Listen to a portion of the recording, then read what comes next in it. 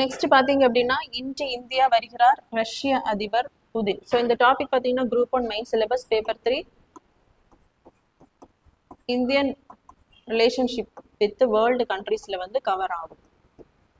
India மற்றும் ரஷ்யாவுக்கு இடையான அந்த 23வது ஆண்டு மாநாட்டிற்காக ரஷ்ய அதிபர் புதின் பாத்தீங்க அப்படின்னா இன்னைக்கு நம்மளுடைய இந்தியாவுக்கு வந்து வருகை தந்திருக்கிறார்.